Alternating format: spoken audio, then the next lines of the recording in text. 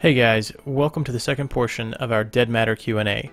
This is a multi-part series, and if you're just viewing on this particular video, there is a part 1. I'll leave a card and a link in the description so you guys can jump over there. I don't want to take a lot of time, so let's just go ahead and get straight into the interview and pick up where we left off. No, like having that mix between like having kind of the arcadey underbone, but like the realistic kind of animation style on top of it, it makes for like a really good I'd say that the gunplay is solid. Like I compared to other survival titles, like the gunplay feels reliable in Dead Matter, and I'm actually quite picky when it comes to that. So I'm really excited for people to actually start playing with it. Yeah, I'm telling you, we're all like foaming at the mouth, ready to play. So in my community, kind of specifically, and I know there's other communities out there that are very similar. When we play something like DayZ, we kind of try to focus on those interactions and the experiences that you can have with other survivors. And a lot of times, most recently, that's ended up in people just KOSing. And I think it comes from there being little trust that someone else isn't going to just kill you on sight. And I also feel that there's a really big problem with there being no reward for being a good guy. Like Yeah. it seems like the only way that you win in those games is to be a bad guy who just kills everyone. Do you guys plan to try and curb that KOS behavior in the genre, or do you guys think that it's just part of it and that's how it's going to be? I don't think that what we're doing would be considered aiming to curb that behavior, but we plan on giving players multiple ways to deal with threats, and that a character with any skill set can navigate, any situation using some of their strengths. Um, so essentially, we plan on actually, there's the whole career system, uh, an actual class-based system that gives certain players different uses in the game, and uh, that sort of thing. So I guess that's kind of, I guess, yes, we are trying to curb it, but no, in the sense that we aren't directly trying to. We're just trying to provide um, a a lot more options on how to survive in the game, and to make sure that people aren't killing each other over something like a can of beans or something like that. Yeah, yeah, that's cool. And even if it's not targeting specifically KOS, I think anything other than just nothing, it Mm. tends to be a lot better. Well, for example, if you have a door, right? Mm. There's a keypad on that door, and you know that there's, possibly good loot behind it. Why would you kill everyone you come across when you could potentially find someone with the password, get in there with them, or split the loot with them? Or if you're really mean, kill them after they open the keypad for you. Um, Yeah, yeah, it just gives you a different dynamic. I yeah, can, exactly. and that's I think that's something that survival games need. Well, there will also be the recognition system too. So every character that you play, you have to make a name for it.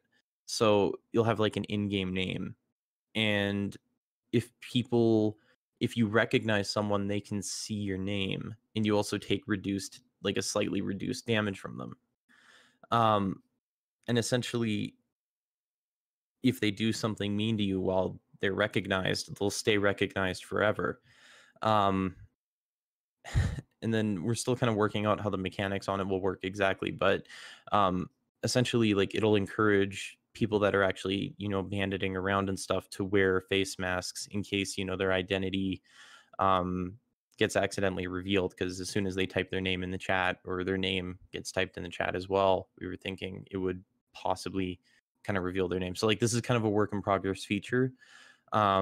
The base mechanics of it are kind of tricky to work around, but we were kind of thinking of something like that. So That's actually really interesting. I don't think I've ever thought yeah. about that. Having instead of just having humanity, actually having a recognition system. So if people know what you look like and know who you are, they see you, they can identify you ahead of time.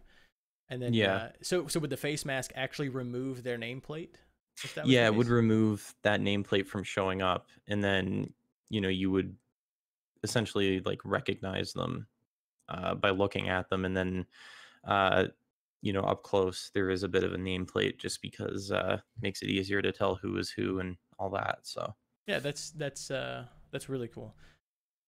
So hmm a- outside, I know we were talking kind of about KOS, but taking a step back and not looking so much at survival games, with survival games spawning these battle royales and with them kind of on the rise, did you guys have any kind of plans to create a battle royale mode later on, or is that even no, something? we want to create the definitive survival with zombie games, survival zombie game.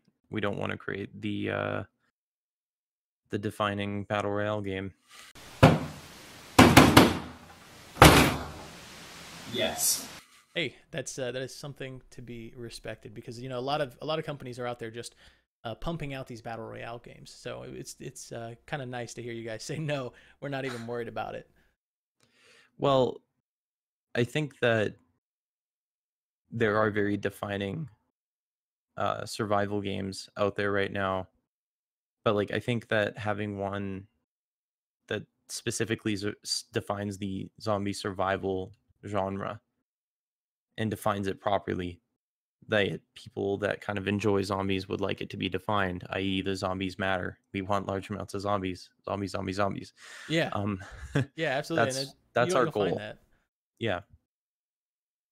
So in the past, we've seen a lot of people camping these high valued areas, whether it's military or whether it's any kind of medical, whatever it may be. Do you guys plan to add any kind of zoning techniques to keep people from kind of camping them out, like whether it's a zombie horde that flows through, or storms, radiation, anything like that? While roving hordes will be a thing, really the zoning that we'll have outside of maybe the weather, um, not really. There won't be really any anti-camping mechanics. I mean, having to go and eat eventually is probably the best anti-camping mechanic. That, and they'd have to carry water as well. And I mean, you Okay. can't carry too much water on you because I mean, like most water bottles and stuff will be not super tiny items, just because like water is also very heavy. So Yeah. Yeah. I mean, yeah, how many bottles of water does someone throw in a backpack and carry around? yeah. All right. Um, so I know from looking at a lot of the stuff online and from kind of watching some of the videos that there are events, and I saw one specifically, something like famine. Do you Yeah. plan to add any other similar weather experiences, which you just kind of added, but in specific, like tornadoes or maybe even hail, anything that would be dangerous to the player? Um, really outside of snowstorms, and stuff like that, for weather, we're probably not going to do any extreme weather events just because Alberta is usually quite, um, I guess it's either just really cold or really hot, but it's usually not super, super windy or anything too crazy like that. It just gets cold. So, um, we were considering tornadoes, but we don't really know how they could be implemented properly. Yeah, So, and then hail just it's kind of just almost like it would be basically rain in game except with a different particle, so kind of be no point to it. So we were thinking of a radiation storm type thing though, uh by kind of and having that kind of explained away by just a nuclear power plant nearby has gone tits up, and there's a bunch of radioactive clouds blowing over or something like that. interesting. So yeah, we were thinking of the rad storm actually at one point, and um, a lot of the world events like famine and stuff like that, all of those are also a bit later in the game as well. Like a lot of them won't happen right up front just because players will be kind of occupied with gathering gear for the winter. Gotcha. Yeah, that's that I could kind of understand that if you guys are focusing like on Alberta and there's not all this stuff. So what you're telling everybody is go out, study Alberta's weather patterns, and just try to make sure you know what to look for. Well, we do plan on making the winter a little extreme just because there's nothing kind of more awesome than, I don't know, like have you ever played Daisy Mod on Yeah, that Namalisk map? yeah, that was I came Yeah, from yeah. Arma 2 back in the day. Yeah, yeah. I really want to recreate that experience during the winter, like being constantly cold and kind of having to deal with that is like one of the additional kind of elements to your survival. I'm all for it if you give us igloos. We can build an igloo. That'd be freaking awesome. So, let's see. I got to keep up with my questions. I'm getting way down the list here. Uh, with the game, you know, there's a lot of things that are like people talk about end game and you know, mid game. Do you plan to have any kind of end game goal or any kind of thing to achieve? um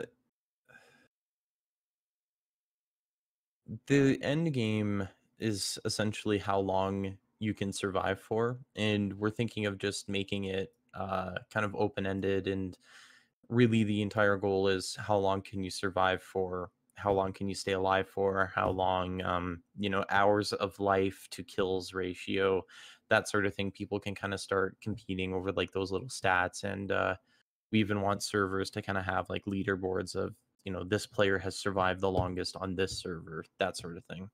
That's actually that you know that would almost be a good way to curb KOS if you had a leaderboard for longest life without taking it. Yeah, yeah. That's very very interesting. Oh yeah, we plan on basically having like a lot of stats and having people kind of compete, uh and like, try and like see who's the better survivor and stuff like that. And uh basically just refining, the survival skills that you'll need. And then just trying to create more events in the future to try and diversify the gameplay. Nice. Yeah. So with the game, you got food and water. Is there a nutrition system, and how detailed is that nutrition system if there is? We plan on kind of getting a basic nutritional system in just for the alpha. Um, any details on that though, I can't really give at this time. So Okay, that's great. Um, so with having a nutrition system, and obviously being hunger and thirst, oh yeah. and I've heard of infection. You can get infected by the zombies, and you know I would imagine there would be other infections. Is there any cure if you're infected, like You zombie can't infected? get infected. We originally we were going to have that, but just the hours survived at once by a player on average, Hmm. quite a few.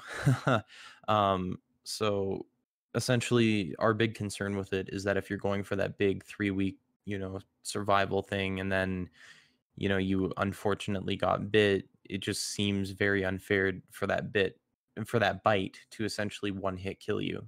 Like Gotcha. it's essentially having one hit kill in a game like this. And then having a cure for the zombie infection is just so cheesy that we feel it just wouldn't be doable to have that feature in the game, like without it being too cheesy and kind of breaking the game itself. And Gotcha. So you're yeah. would it be safe to assume that everyone's kind of a carrier then?